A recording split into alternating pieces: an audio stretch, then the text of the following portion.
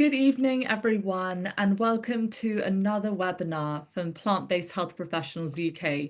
Welcome to all of you who are new here, and welcome back to everyone who's joined us over the last 5 years since we launched the webinar program during the COVID-19 pandemic.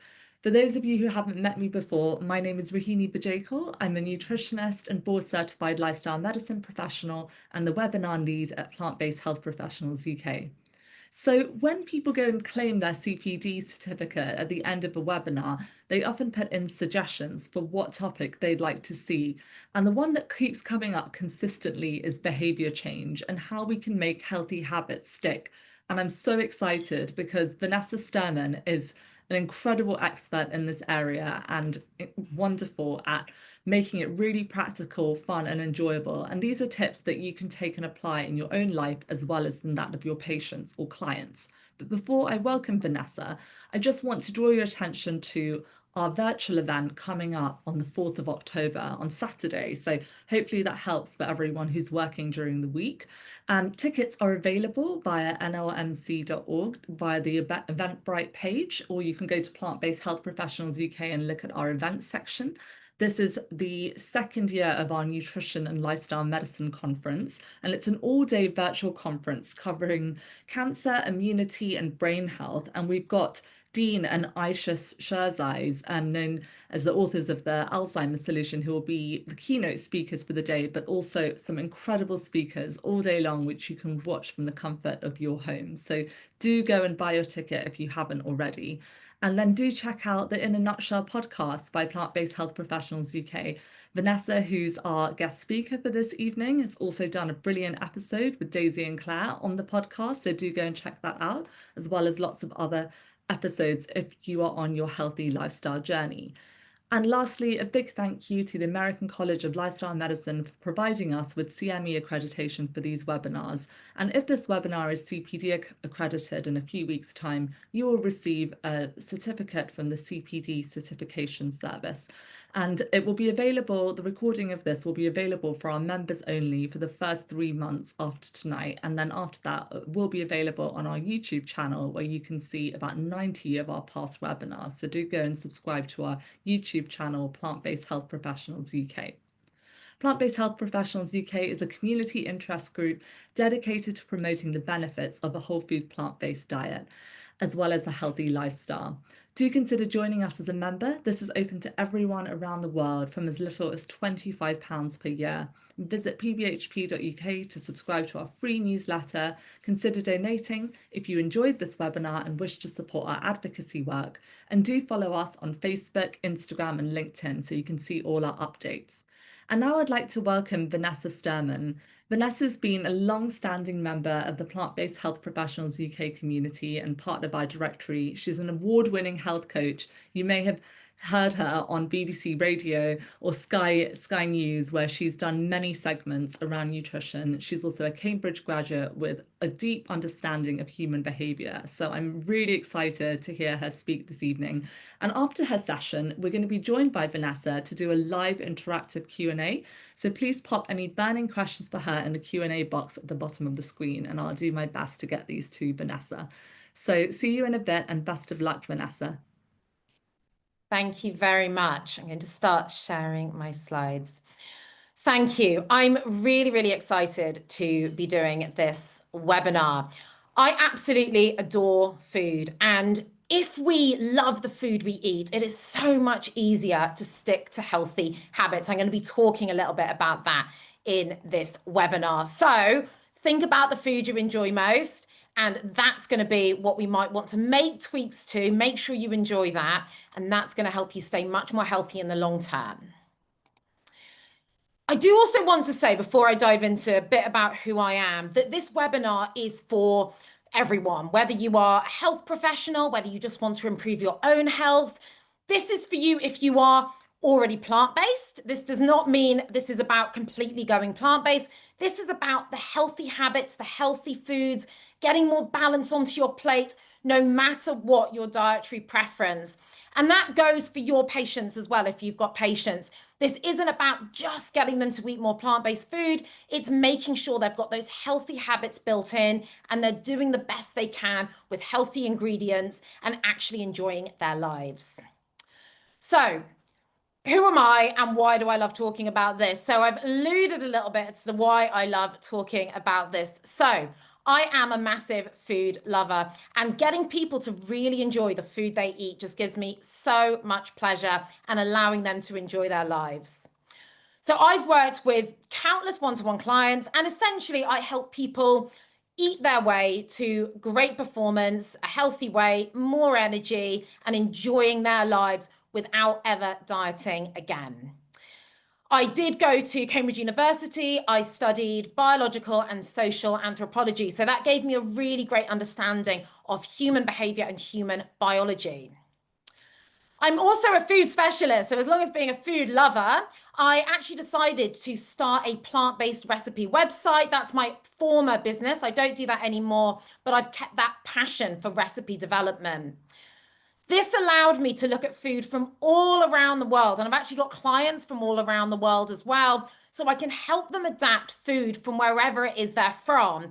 And I'm also going to be talking in this webinar about how if food and practices fit in with someone's culture, they're actually more likely to stick with it. And we know that food from around the world is really, really delicious too. Myself, I live and breathe a healthy, delicious lifestyle. I am very busy. I have a different lifestyle to other people. We all have different lifestyles. So I help people fit these habits into whatever their lifestyle is. I worked for years in the corporate world in change management and behavior change. And this has given me a really good grounding for understanding people's lifestyles and helping make change happen in small habits. I'm also a multi-award-winning speaker and have done talks for the likes of Fulham Football Club, Cambridge University, and other corporates. And I'm now a health expert for BBC Radio, Oxfordshire and Berkshire.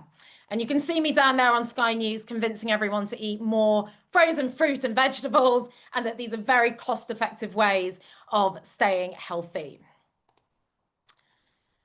Just bringing in a bit of a personal aspect as well. So my parents were actually some of my first clients. This is my dad here. We eat very, very healthily. When I go to see them, I do check, and they are still eating in a wonderfully healthy and balanced way. But we still enjoy the chocolates and the treats. So these are chocolates that we make at Christmas. They are not necessarily a health food, but this is also really, really important in terms of having that balance within our lives. So this isn't about having diets. It's not about cutting out the cakes and the sweets. I focus on what goes in and make sure people can have these sorts of sweets and be non-restrictive. I did actually have a binge eating disorder 20 years ago, and that really, really gave me the passion to make sure that whatever I was teaching people and that my own life and that of other people's was non-restrictive, and that food could be a way of helping to enjoy life as opposed to food being something that brings any kind of misery or difficulty to life. So what are we going to be covering in this webinar? So I want you to help your patients set really realistic goals for the short and the long term. I'm going to be helping you to learn how you create realistic habits around nutrition and lifestyle that actually work and that you can actually do for the long term. Going to be talking about small achievable steps that actually fit into the busy life. So there's all sorts of things we could do in the ideal world. There's all sorts of things we see on Instagram and perfect kitchens with perfect jars in the cupboard and things like that. We're talking real life here. I'm also going to be talking about how you can support patients or yourself when you have challenges. So life is not always perfect. Life can be very stressful. So I want to show you some strategies to make sure you can deal with these stressful times and you're not just falling back into old habits. There will be lovely food pictures as we go along because, like I said, I absolutely adore food, and I'm going to be talking about what's on the plate and how you can make tweaks yourself. More food, of course. Would I work in this area if I couldn't take pictures of lovely food? And, just a reminder of what you see here. This is really about what we put in. This is about filling out our plates with lots of vegetables, beans, plant protein, lots of tofu here, and still having some of the lovely sweet treats as well. And I'm going to be talking about how even just adding one element to a plate, and if that's all you can do, like adding some vegetables, that is going to bring huge benefits. And actually, the scientific literature says that eating pleasure is linked to healthier dietary choices. So if you enjoy the healthy food you're eating, you are more likely to stick with those habits. So this is a wonderful excuse for us to enjoy our food and make sure we're choosing things that we love. This is a big part of what I do with my clients. If they say they're not excited about something that I'm giving them to, or I'm advising them to eat, we don't do it. We make sure we find the things they're actually going to like. I want to give an idea for you of how I work with clients and how I'm going to be talking about layering on habits and making sure things can really be sustainable for them.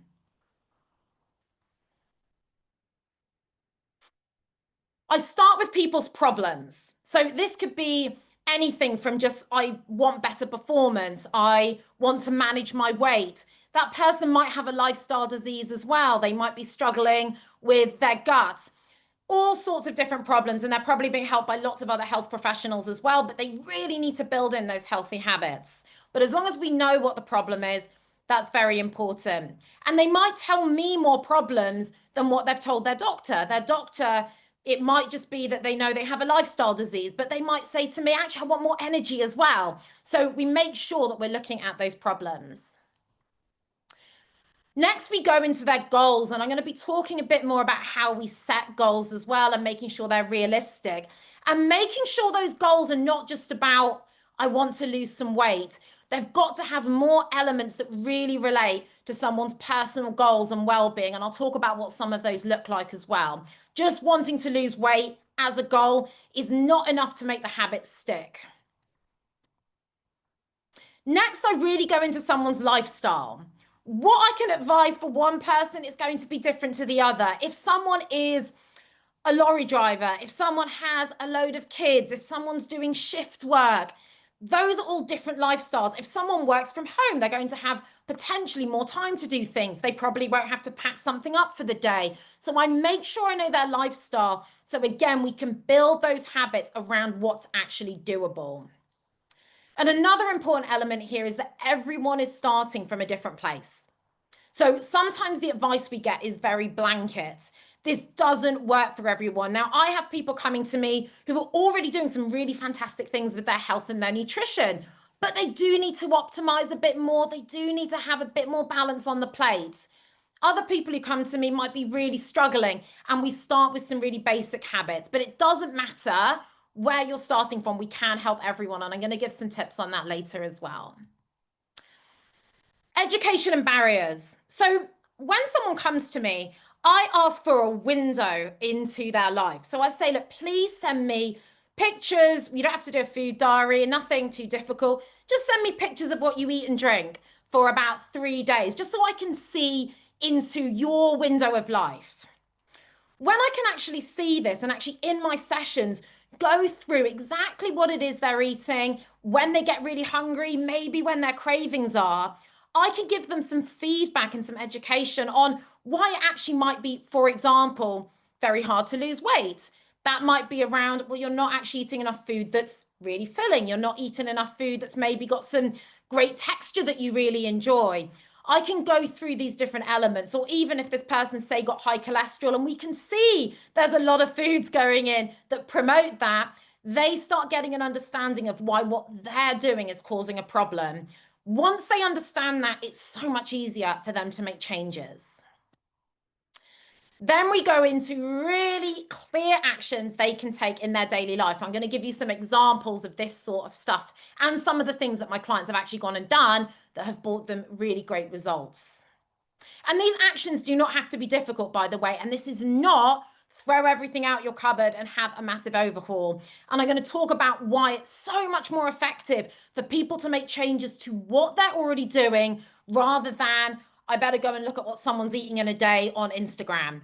We look at what they're doing and we make evidence-based changes to that plate. So what I do this across programs, but a really, really popular service of mine is my Power Hour. So it's basically an hour of this bespoke nutrition coaching going through that process that I basically just went through on the last slide. Those are some of my clients. I actually did a load of power hours for Camden women's football team, which was great fun as well, because I love helping people improve their performance. So this power hour is designed to get people really great results for the long term. And the reason these results are long term is because we're making changes that person can actually do every day. We're actually shedding light on where that person might be struggling. They actually understand, this is how I can build a more balanced plate. And they can actually apply that to every meal without having to learn a load of new recipes. So surprisingly, I give out hardly any recipes in my sessions, maybe until a bit further down the line when someone's working with me, because if recipes could solve the health problems, it would have been solved by now, because there are millions of them online. So like I said, I help people get these great results, helping them to identify some barriers. And by the end, they have a mini action plan they can actually start from that day. They may not do everything on the plan that day, but they can start it from that day to help them in the long term. And the sorts of results people get, they get increased energy, better gut health, reduced endometriosis pain in some cases, sustained weight management. Again, not by magic, it's making those consistent changes they can actually do for the rest of their lives. Sometimes lowered joint and body pain. And I thought I'd just say, so this TV presenter, JJ Anasobi, also did one of my power hours. And then he went on TV and talked about one of my power hours, which was really, really fantastic to get that endorsement. So what I do essentially is I take the science and I say, how do we get this onto the plate for the regular busy person and into their lifestyle without perfection? No one is going to do exactly what the science tells us to do because it just doesn't fit into the lifestyle. We've got to do the best we can. And those are some of my lovely clients. Okay, I want to go into some of this personalized goal setting. So this is a really important starting point to help motivate people. Even if you're doing this on your own and you're not seeing someone in the health world, you can start thinking about your own goals too. So what do we know from the scientific literature? We know that if goals are connected to someone's core values and their own well-being, it creates much longer lasting behavior. So this is what I'm saying. It's not just about, I want to lose some weight, I want to manage a lifestyle disease. It can be, I want to run after the grandkids, I want to do my hobbies. We also know that it's not just about that one thing, like I was saying, from the health professional. We have to come away from that a bit. That's the top reason, but we want those really, really meaningful goals for that person. And you might have to dig in a little bit for someone. You might have to say the word why a lot. Someone might say, I want to have more energy. Why is that? And then they might get to the points where they start saying, well, actually, I want to enjoy my life more. I want to go traveling. That's when the more personal things come out and they are more likely to stick with their healthy habits. So some great examples that I've had: better life satisfaction. So actually enjoying my days out, enjoying my days off is something I sometimes get. Better relationships, run after my grandchildren. I want to take up whatever it is, rock climbing or knitting, but anything that takes energy. And I had someone say they wanted to keep up with their family on adventure holidays, and that was really motivating for her. And people who are on my programs, I go back over these goals when we get to the next session to make sure they remember, this is why I am doing it. So making sure the goals are realistic. So I've said before, everyone is starting from a different point. So we can't say to everyone, right, we want all our meals to be perfectly balanced, all completely plant-based whole foods, etc. It's just not going to work. You know, we're going to work out exactly when we said we would. This just doesn't always happen. If goals are too hard or impossible, people get discouraged and give up. And we know that from the scientific literature. We know that diets don't work. We know most diets fail because they are asking people to do the impossible. Now, if people can actually make their own goals that fit with their ability. So for someone going to the gym a few times a week might be something they already do and really enjoy. For someone else, that just might be way too much. They may not have even got used to walking every day. It's got to fit with them. And we can change those goals as time goes on. So, for example, if someone's really struggling to do exercise, starting with 30 minutes walking every day might be doable, broken up into 10-minute chunks. Once they've got used to that, they might actually be more open to doing a couple of 10-minute fitness videos on YouTube each week, but we might have to build up to that. Another example in terms of dealing with stressful times. For some people, the most doable thing might be, I'm going to have one really balanced meal each day with lots of fiber and plant protein and extra nutrients. Maybe that's where a lot of the fruit goes. I find the easiest place to do this is breakfast. A breakfast that can also go inside a Tupperware, but I'm going to talk about how to layer this breakfast in another slide as well to give you those tips. And this might be a really quick one you can give to your patients as well. I'll give an example of a shower in most of my talks to talk about the everyday small habits. And this also helps my clients as well. So if you were to shower really, really hard for a week, 24/7, all day, no one by the end of that week is going to have showered quite as hard as you.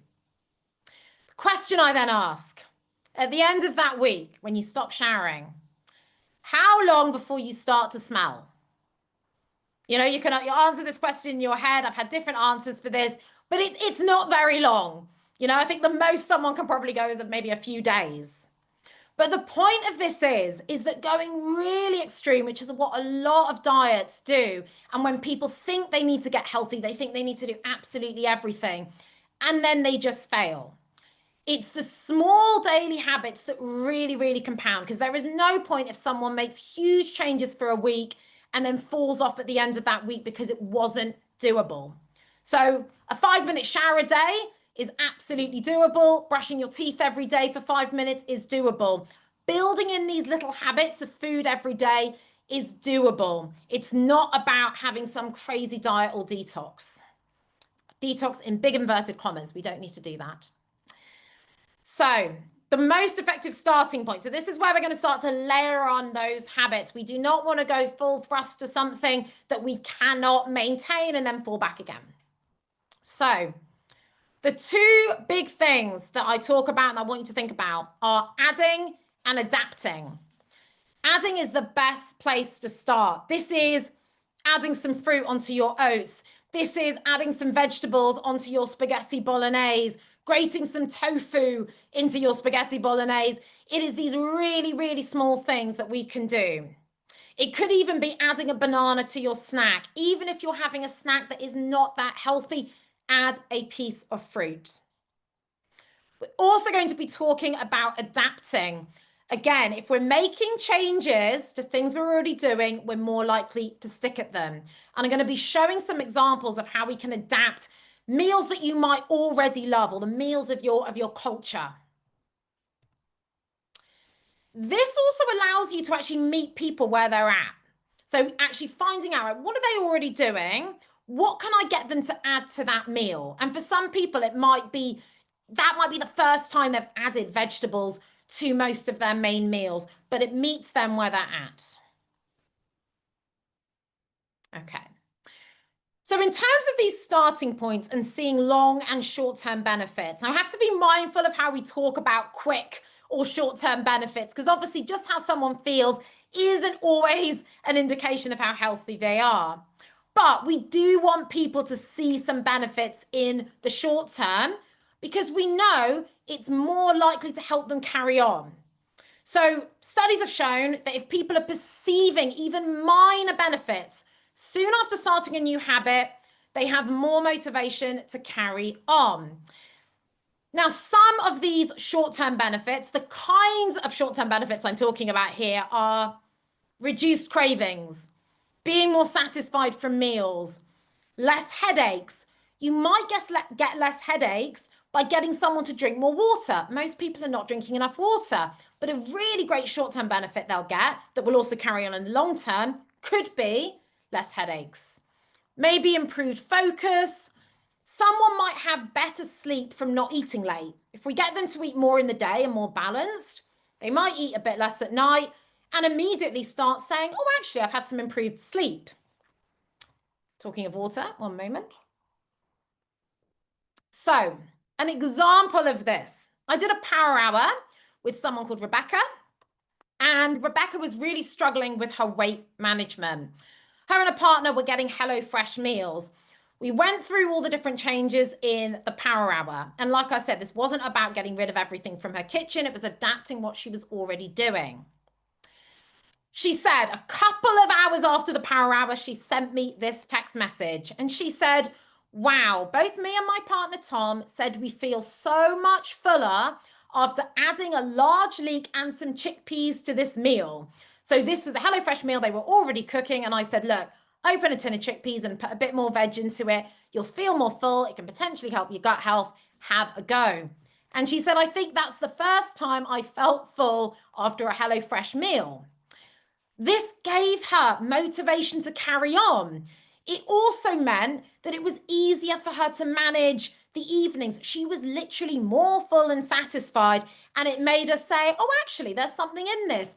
I can carry on, and this is more sustainable for me for the future. So even though we want people to be making changes like switching the butter for the olive oil, we do want you to do that. But make sure we're giving people changes where they actually feel more full and feel better and they have the motivation to carry on, because you're not going to feel the change immediately just from switching butter to olive oil. Balanced eating and adding more. So again, this is going to be where we're tweaking what is already on our plate and the foods that we really love. So this is an example of a lentil curry. I absolutely love lentil curry. Also make it in bulk, put it in the freezer. And what I've done, I've just added extra green veggies to it. I've added a load of crispy tofu. Tofu is a fantastic plant protein. It's really filling, got more protein in than our legumes. We really want to be eating legumes, our beans, our lentils, our peas, but tofu has more protein. So it's a really great idea to combine them in meals. And I've got some plantain there as well, which is like a savory banana that's eaten a lot in Africa and the Caribbean. And I absolutely love it. So I put it on my plate. But what could have been the start of this meal, someone might have just been having lentil curry and some bread or something like that. You can still have the bread. But by getting them to add extra greens and the tofu, not only are they getting more plant protein, more nutrients, we're helping to reduce their risk of future lifestyle disease. They are going to be so much more full after this meal. And I do actually have brown rice underneath that lentil curry as well.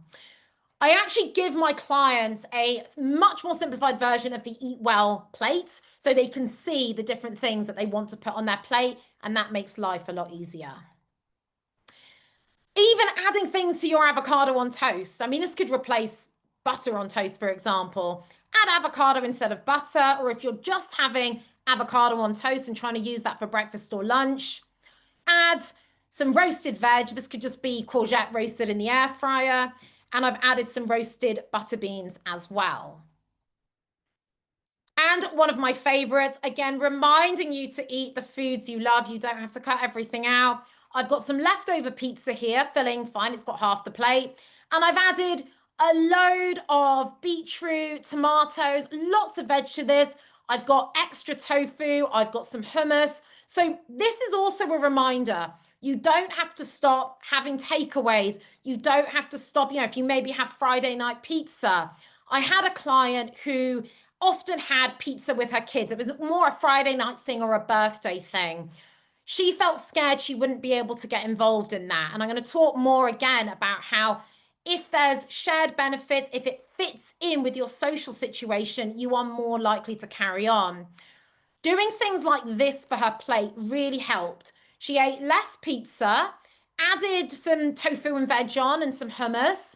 She also felt better after eating this. It really benefited her, and she was still eating the pizza with her children. Some changes to your favorite foods. So again, we can just make little tweaks. Here's an example of a Parmesan cheese. Now, you could just use nutritional yeast. We also know nutritional yeast is fortified with B12. It's great to put on your spaghetti.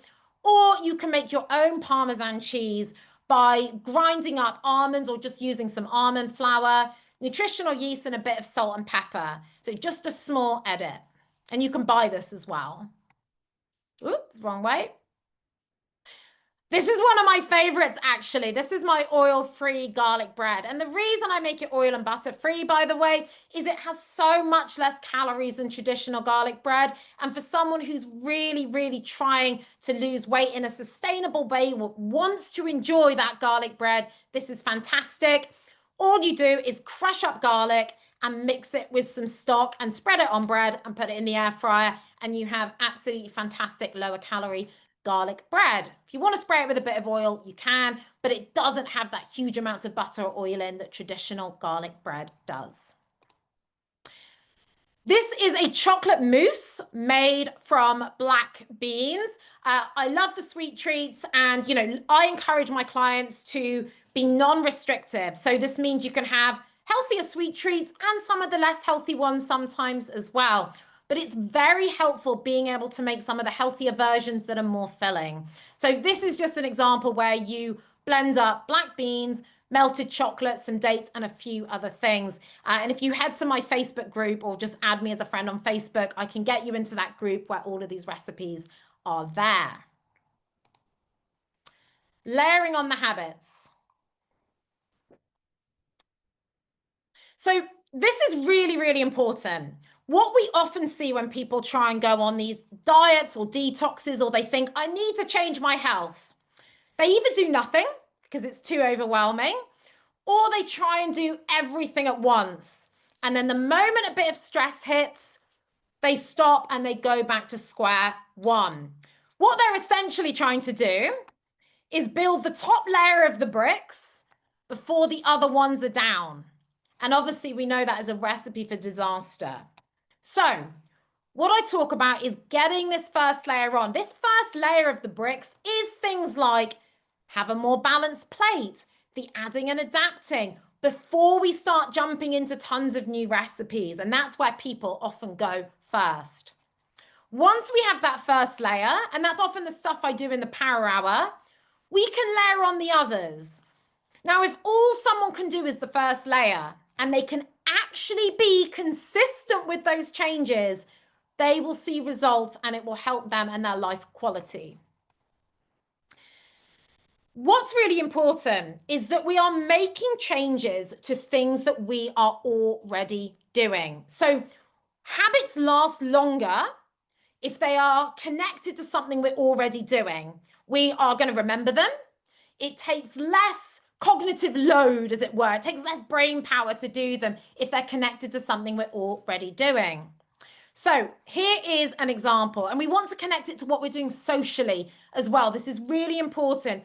If people start feeling disconnected from the people around them, from their family, from their meals out, they are not going to carry on with these changes.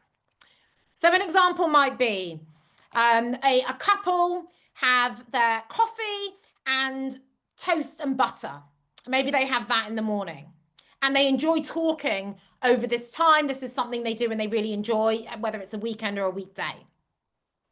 In order to make some changes to this, where they still get the social element, they're still having their coffee, the change we could make is instead of toast and butter, and maybe we change the bread to wholemeal bread. Instead of the butter, we have peanut butter. And then we get them to add some banana or any kind of fruit. All we've done is just made small changes to what they're already doing, but they're going to be more full. It's going to help their gut health. It might help their weight management, and they're still enjoying that lovely Saturday or Sunday morning together. So we want to make changes to what they're already doing. And that's that habit stacking, basically. So making sure that, say we want to add on a bit of extra exercise, it might help to add it to some exercise we're already doing. Layering on from a bowl of oats. So you might have some patients, or maybe you yourself are having some oats in the morning, or maybe some cereal. Actually, this will work with cereal too. So instead of finding a load of fancy breakfast recipes that might be being done by influencers online, I'm not saying you shouldn't take inspiration from there. There are some beautiful things online, but we've got to do what's doable and when we're living a busy life. So we're starting off with a bowl of oats. What can we change this to? So we take our oats. You might be doing this as overnight oats, but a quick tip, you don't have to do oats overnight. If you just pour boiling water into them and let them swell up or put them in the microwave, you're going to get the same effect. So you don't have to have thought of this the night before. If we start adding into our bowl of oats, some chia seeds and some flax seeds or linseed, it's called flaxseed or linseed, we're going to get more fiber. We're going to get more omega-3s. We are going to feel more full. So we can add that into the oats that we're already making. We could potentially add a bit of plant protein powder as well. That can be a really great way for people to just up their protein and get some protein in the morning, especially if you don't want to make something like scrambled tofu. That is going to make you feel more full as well. I also add a bit of cocoa powder into my oats, so I've got a chocolate version because I love the chocolate version of anything. And if that makes it more enjoyable for someone, especially someone who's often eating lots of chocolate bars, they love this idea. Adding fruit and nuts, you just chuck that on top. And then once we've added in those layers and we've got the basics really good for that person, they're putting it in a Tupperware, they're taking it to work, that's when we can start adding in some more fancy things, maybe doing baked oats. I've got lots of recipes for those as well. And one of my favorites that I love doing is a tofu chocolate pudding, which you can see in here, where I basically blend up some dates with some silken tofu. So that's the softer tofu that comes out. It's ambient, so it doesn't need to be kept in your fridge. I add half a banana and I add some cocoa powder, whiz it up. It lasts over a few days. And it makes me feel like I'm eating chocolate pudding for breakfast. So once the basics are done, people can start playing with those other things, but we want these basics first. Convenience foods. I think this is a really important discussion because people often think, I now have to only eat whole foods in order to be healthy. Anything in a packet is not healthy. Convenience foods can be absolutely incredible for helping people stay on track. There are many convenience foods that are actually very healthy and really filling. And a good example is ready-made soup. As long as the soup is not chock full of cream and it's mostly things like vegetables and beans, those are the ones we want people to go for. They are fantastic. We still want to apply the same guidelines of balancing the plate and adding more things. So an example of what I've done in this picture here is when I've heated up the soup on the stove, and I suggest you just do half of the soup at once. You don't need the whole thing because we're going to add other things. When I'm heating up the soup, I add in some green vegetables. It could just be chopped broccoli. You don't have to get out a steamer. You don't need another pot. It is all going in the same pot. You can even do this in the microwave. And some other bits that you can add extra salad, hummus. I've got some tempeh here. You can add tofu. A really great one to add is crispy tofu. All you literally do is toss pieces of tofu in some cornstarch or corn flour, little bit of salt and pepper, and put it in the oven or air fryer. It doesn't even need any oil, and it crispens up, and it's absolutely delicious. And you can have a bit of avocado on toast with this. So getting some of these into your fridge or getting your patients to get some of this stuff into their fridge can be really, really powerful, especially for stressful times. And talking of stressful times might include traveling as well. Or for some people, travel happens all the time. I've got a lot of clients who are flying around the world or traveling up and down the country. And when they first come to me, they think, well, it's too difficult for me to be healthy because I travel a lot. So we want some solutions for that. And I have actually got some wonderful travel tips.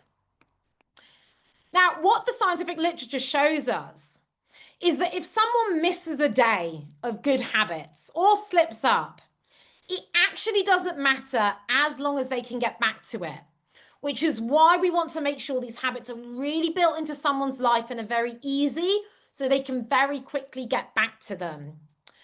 We might also need to find new ways of fitting habits into someone's life if things change. So maybe they lose their job and they have less money and they have to really cook everything from scratch and they're struggling.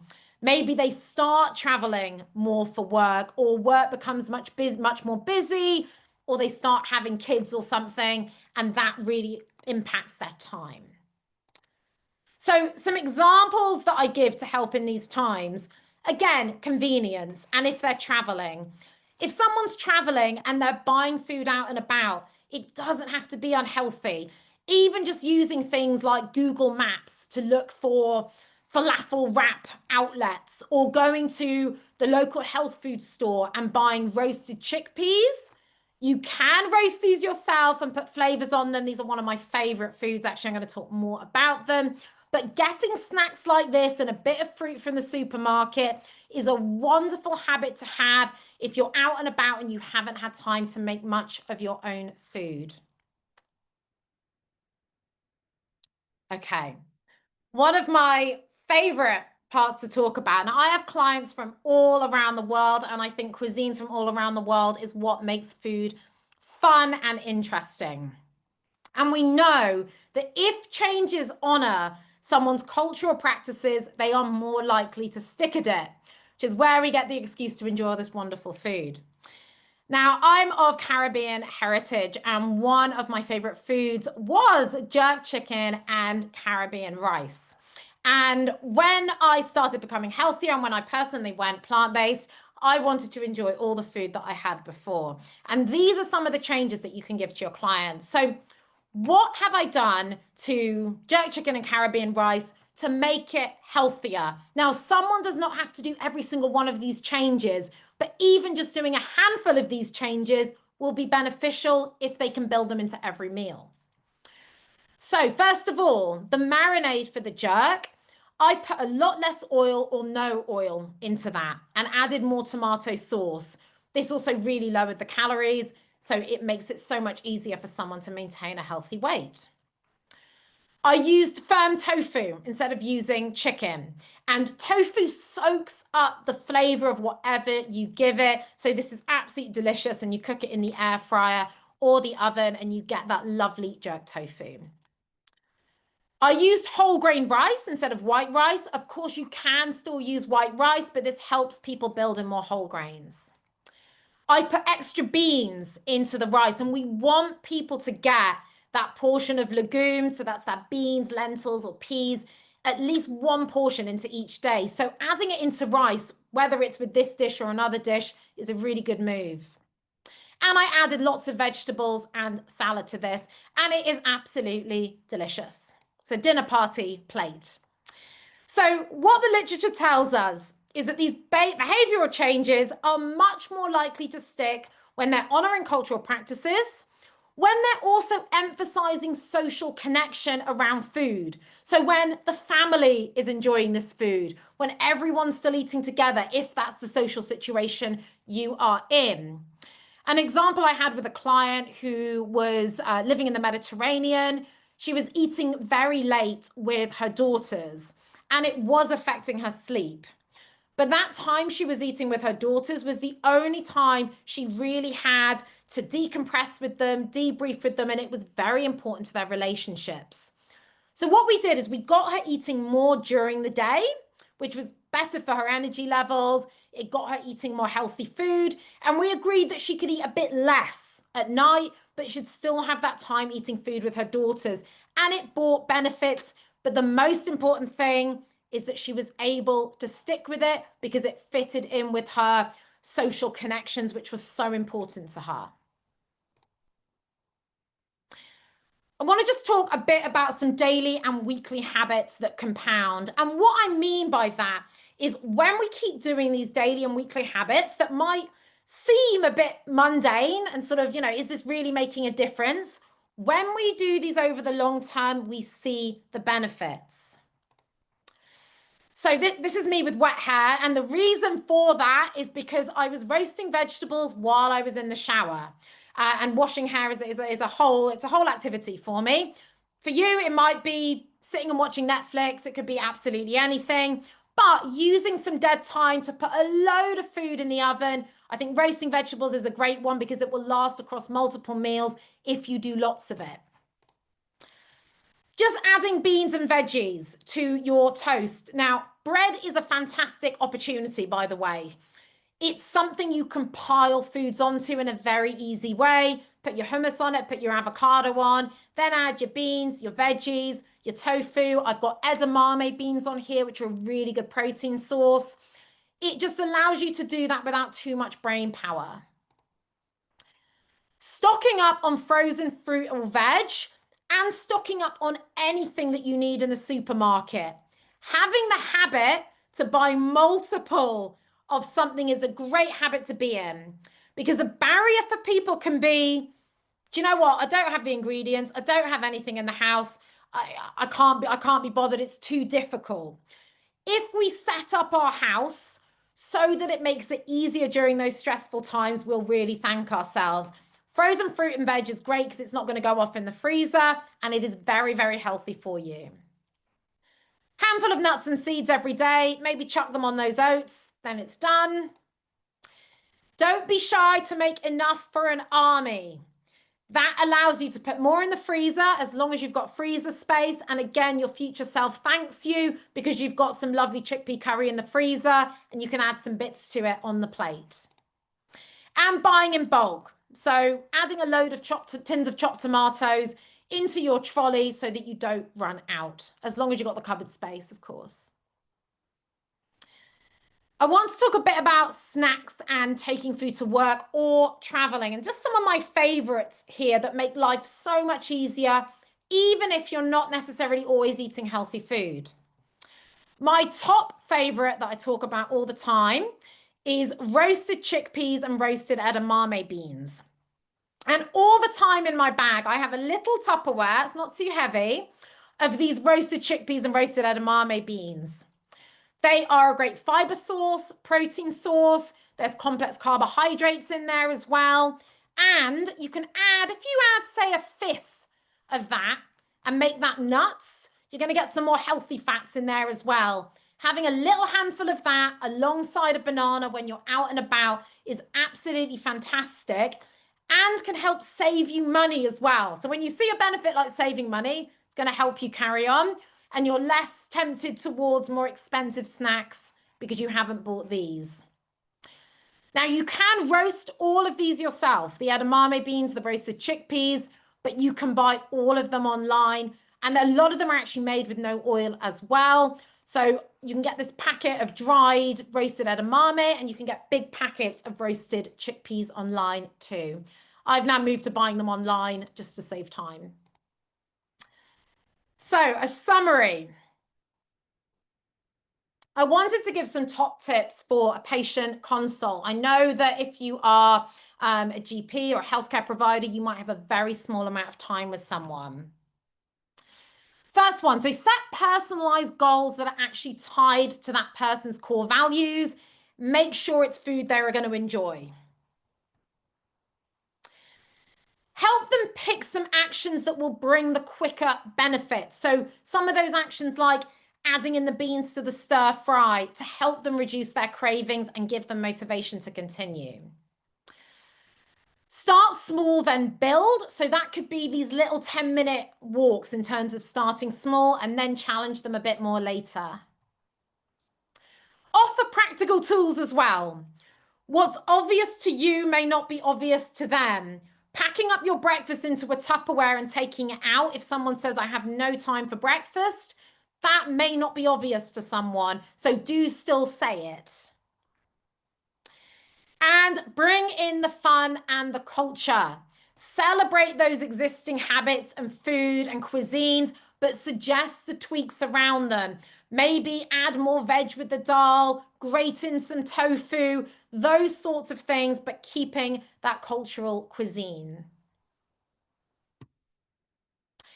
And And please feel free to connect with me as well. So I have an Instagram full of lovely tips, and I put some recipes on there as well. These are all QR codes, so you can scan your phone on them. It'll take you to the link. You can find me on LinkedIn, but if you actually just type Vanessa Sturman into any platform, you will find me.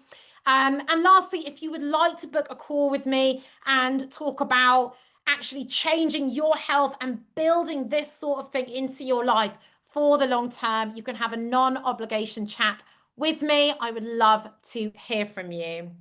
And of course, I think a link has gone in the chat for my power hour as well, if you want to look at that.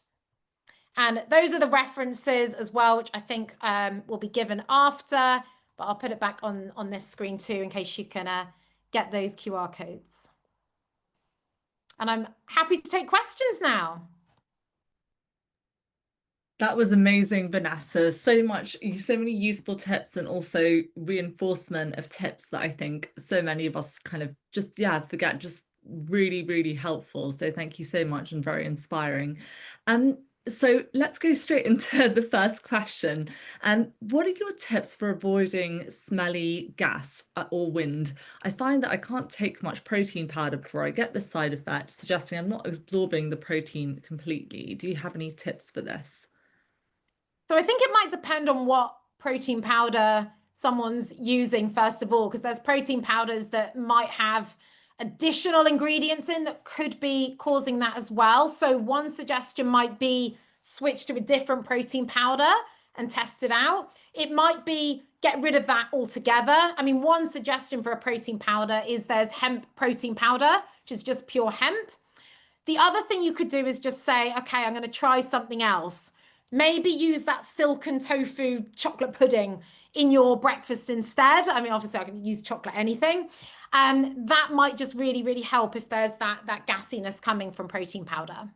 Definitely. And we have got a bloating fact sheet that I developed for PBHP. It's under fact sheet, so you can look at that. But I agree with you that trying protein in different forms. So tofu is quite low in FODMAP, so it's quite easily digestible. So something like, if you don't love the taste of tofu, then putting it into a silken tofu chocolate pudding. I love all your tips to make food fun and enjoyable. And I think sometimes that can get lost when maybe you've been given a kind of a chronic health diagnosis and maybe you're trying to eat a bit more healthily. And you've worked with lots of people who've had chronic health conditions, from autoimmune to even things like cancer diagnoses, and they're looking to kind of just reconnect with food and get that joy back in their life. Do you have any tips for anyone who's feeling that fear around food and they just can't stop seeing it as good or bad and worrying that the food is going to harm them? Yeah, and it's a very difficult situation to be in. I think the adding in is a really, really great place to start, because people get very scared. They're going to be told by a health professional, well, you can't have that, you can't have that, you can't have that. I don't tell people there's anything that they can't have. In terms of that first layer of benefit, if we start adding in, you're going to reduce cravings for those foods that may not be so healthy for you. And they're going to start naturally getting pushed out. But they're not necessarily bad foods, but we need to eat less of them. So what I suggest is not taking a stance of restriction. I need to stop eating X, Y, Z, but saying, I'm going to add more of these foods in and I'll probably feel better. And then it's actually starting with the foods you love. So what I often do is say, what is the meal that you absolutely adore? What flavors, what stews? Do you love chocolate? We will find that way of building the chocolate in. I've got so many different chocolate treats that are healthier versions as well. So starting with what you enjoy and then adding and adapting to it is probably the best way to move away from that. Okay, that's really helpful, I think, to just start kind of with something small and start build, as you said, throughout the presentation, like layering on top and keep adding rather than getting overwhelmed and going all or nothing. And what would you say is the biggest thing that stops people when it comes to making healthy habits stick, or with behavior change in general? What's like the number one thing that you think holds people back? It's obviously a general question because we see so much, everyone is so different, but what is the most common reason? I think one of the most common reasons is probably overwhelm, is probably the I just don't think I can do this. I don't think I'm designed to be this healthy person. And I think social media doesn't help. Seeing the perfect morning routine and everything's perfect in this wonderful kitchen. There's never any mess in the kitchen, is there, on social media? And we sometimes get these ideas that I'm not able to do it. And then I think coupled with the lack of education as well, we see a lot of people going to these very restrictive diets because they think that's what they're meant to be doing. They think, well, I've given up pasta and bread and I've stopped eating anything that has any form of sugar in because I think that's what I have to do. It's so unsustainable that they then give up. And if you're showing yourself that pattern, if you've trained your brain to say, well, actually, I try healthy habits and then I give up. So what I hear a lot as well is, I don't have the willpower. I talk about diets gaslighting people because they make people think that they are the problem. Well, I didn't have the willpower. I'm a terrible person. That's why I couldn't do it. It was that they were doing something completely unsustainable they were never, ever going to win at. I completely agree. And it's like setting yourself up for success, as you said, setting your kitchen up for success. I've definitely made recipes before where it looked really glamorous on TikTok, but then it looked like a bomb has hit my kitchen and there's cacao powder and peanut butter on the walls. So yeah, I think it's so helpful to know. And I just don't let that perfection be the enemy of progress, and avoiding that all or nothing thinking that you've said, that black and white, I've had one piece of cake, might as well have the whole kind of cake. I think that makes a huge difference. So someone has asked, on average, how many consultations do your clients need to make significant changes? So this does depend on the person. But what I will say is, regardless, everyone who's done a power hour, who has actually implemented the actions, which is 99.9% of people, have had results. Now, that may not be huge in the sense that they've got to some ideal weight or something like that, but they've had benefits even in 2 hours time, as you saw from that person, just from a really simple change. Because in those consultations, what we're doing is we are finding things you can actually do flexibly for the rest of your life. You see results. Yes, I have other clients and they need more of my help. They do need a program and we have to work together longer. Other people might need longer, but they can't afford big programs, but they make great progress from 1 or 2 sessions. So it does depend on the person, but I'm all about results. So any session someone has with me, they will get results as long as they put those actions into place, which I help with. Okay, that's really inspiring and good to know that, it doesn't require necessarily, months and months of working with someone to see the results. It can happen quite soon. That's amazing. So Vanessa, you shared where people can keep up with you. I'm just going to launch a little poll for everyone. But what, in terms of kind of, if there were 3 things that you could tell health professionals in a short consult to focus on, to summarize 3 things that an NHS GP could bring up in their 10-minute or 15-minute consult, what would those 3 things be? I think those 3 things would be, first of all, adding and adapting as well. So do not talk about cut out XYZ. Talk about that adding and adapting and some really, really helpful swaps. I would also focus in on a bit of fun and enjoyment. And I know it's really hard when you've got a short session to do that, but do ask that person what they love, what cuisines they actually really like, and do the adding and adapting around that. And I would also look at lifestyle as well. So I think one of the biggest problems we have is this, I did this, I got to this weight, and I've changed my life, and that means you can do it too. We are all in so many different situations. People are starting from so many different places. So meeting that person where they're at and not assuming anything.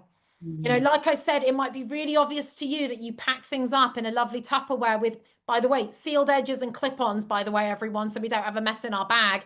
That might be super obvious to you, and to put your soup in a thermos flask and get out the house. Don't assume that's obvious to someone else.